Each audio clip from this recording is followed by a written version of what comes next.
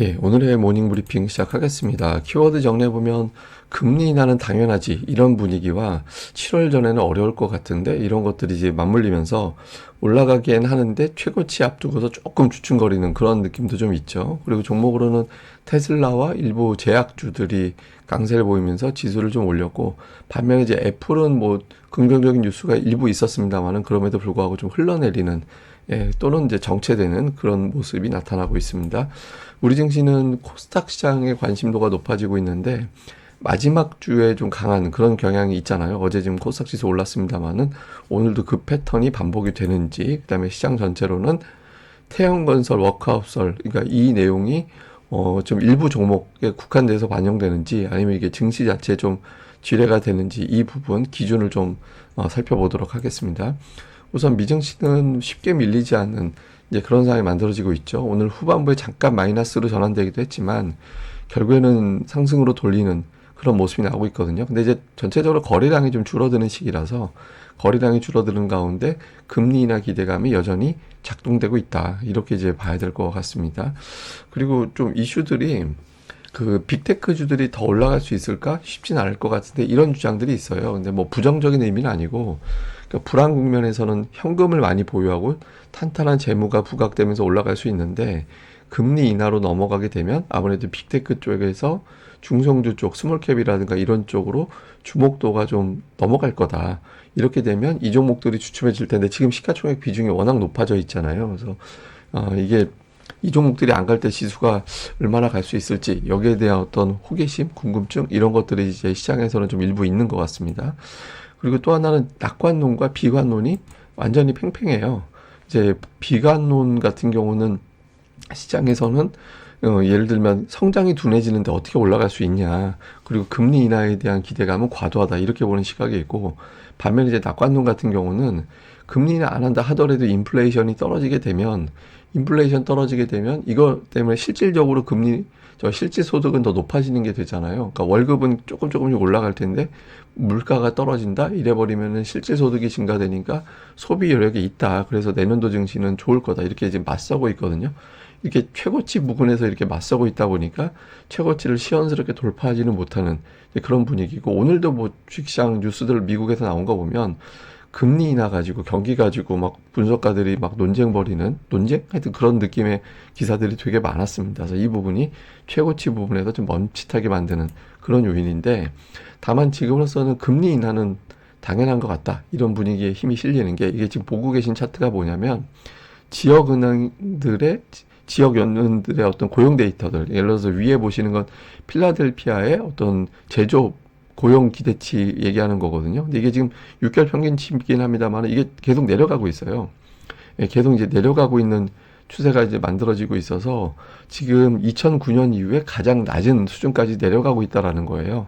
그래서 고용 지표가 나빠지고 있다라는 거고, 아래 보고 계신 건 뉴욕 지역 쪽인데, 뉴욕 지역 같은 경우도 서비스업 관련된 고용 데이터가 3년 이내 가장 안 좋은 낮은 수준이다. 그래서 내년도 같은 경우는 지금 비농업 일자리가 막 17만, 18만 이렇게 나오잖아요.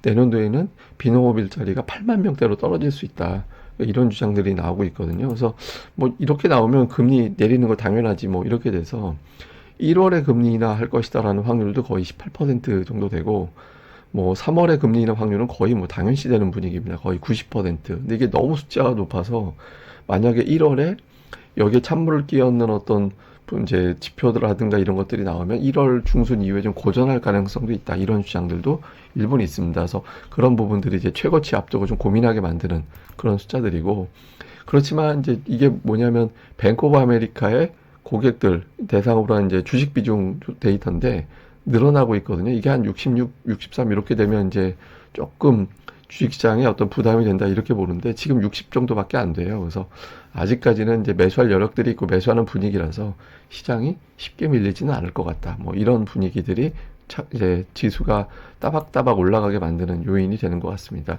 뭐 주요 종목으로는 오늘 테슬라가 이제 올라가는 그런 모습을 보였는데, 뭐 모델 Y가 새로운 어떤 업그레이드된 버전을 출시한다고 하죠. 뭐 디자인 바꾸고 뭐 약간 이제 기능 좀 바꿔가지고 출시한다라는 보도가 나오면서 기대치 올라갔고, 오늘 이제 제약주들 뭐 이런 어떤 헬스케어 이런 종목들이 강했거든요. 뭐 일라이릴리를 비롯해서 뭐 모더나라든가 이런 종목군들이 미증시에서 상대적으로 좀 더 강한 그런 모습을 보였고, 다음에 이제 반도체 쪽에서는 뭐 마이크론테크나 엔비디아는 그렇게 특징적인 모습은 아니었는데 AMD 주가가 최근에 되게 강하죠. 지금 이 최고치가 2021년 말에 164달러인가까지가 최고치로 알고 있는데, 하여튼 지금 146달러까지 올라왔거든요. 그래서 최근에 반도체 내에서도 뭐 인텔이 최근에 강했잖아요. 뭐 AMD라든가 이런 종목군들이 상대적으로 더 강세를 보이는, 예, 그런 형태를 보이고 있습니다. 자, 우리 증시는 마지막 날이죠. 마지막 날 놓고 보면 코스피는 올라가고 내려가고 거의 비율이 비슷했지만, 코스닥은 마지막 이틀 동안은 수급에 의해서, 어떤 재료보다는 수급에 의해서 올라가는 비율이 높았거든요.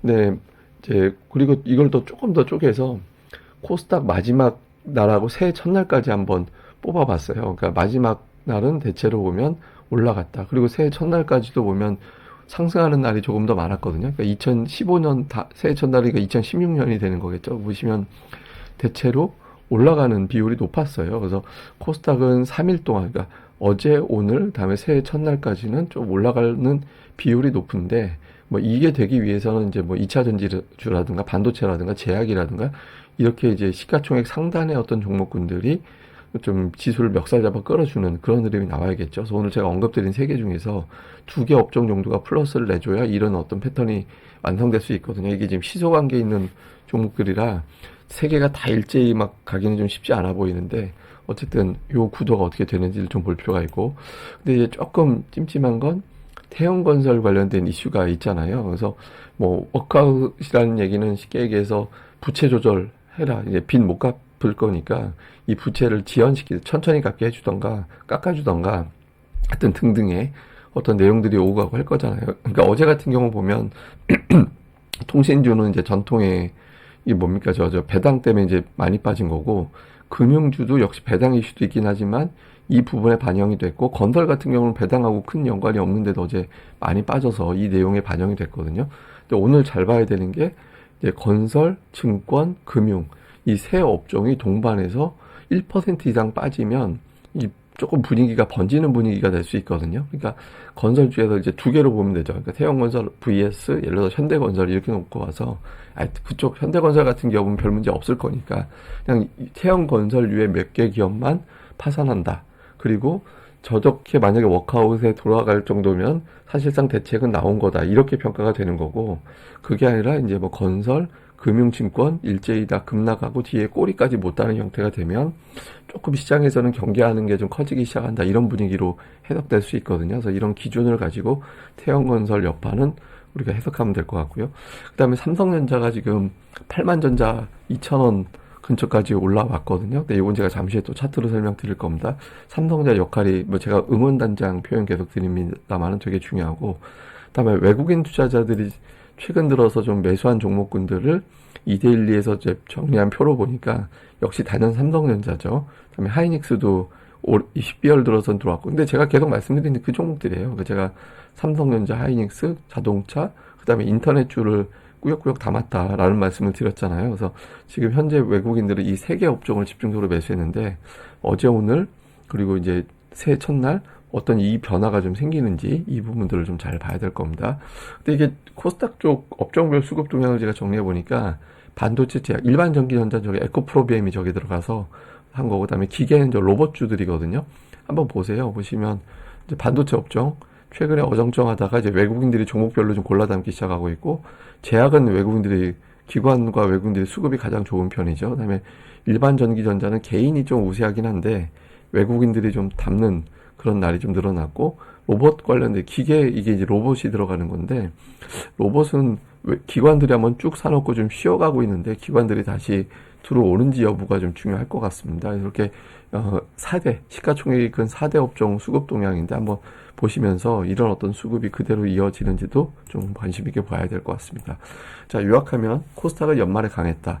근데 강한 게 중요한 게 아니라 지수가 중요한 게 아니라 어떤 업종에 매수가 들어가는지, 그 다음에 삼성전자가 지금 올라왔는데, 삼성전자가 올랐다라는 거는 내년도 실적 턴에 대한 기대치가 있다라는 거거든요. 그걸 확인해 줬다라는 거고, 그 이후의 장세는 제가 잠시 후에 표로도 설명드릴 겁니다. 그 다음에 앞서 태양건설 문제인데, 이 기준, 태양건설류의 어떤 기업들로 국한되느냐, 아니면 뭐 건설 금융주들 전체적으로 크게 끌어내리고, 심지어는 뭐 현대건설 같은 기업까지 끌어내릴 거냐, 요 기준으로 보면서 이제 살펴보면 될 것 같고, 중요한 건 이제 연속성이거든요. 그래서 어제부터 연속적으로 올라가는 종목이 나온다면 그게 새해까지 좀 끌어가겠다는 의지로 볼 수 있기 때문에 그 종목들의 일부가 아마 새해 주도주가 될 것 같거든요. 그래서 그런 것들을 중점적으로 보면 될 것 같습니다.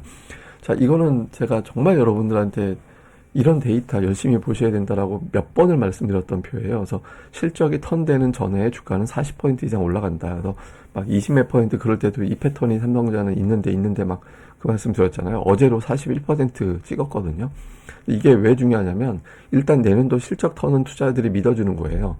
근데 이제 그 다음 단계는 뭐냐면 실적 턴은 감산 가지고 만들어진 것 같다라는 이제 해석도 적지 않거든요.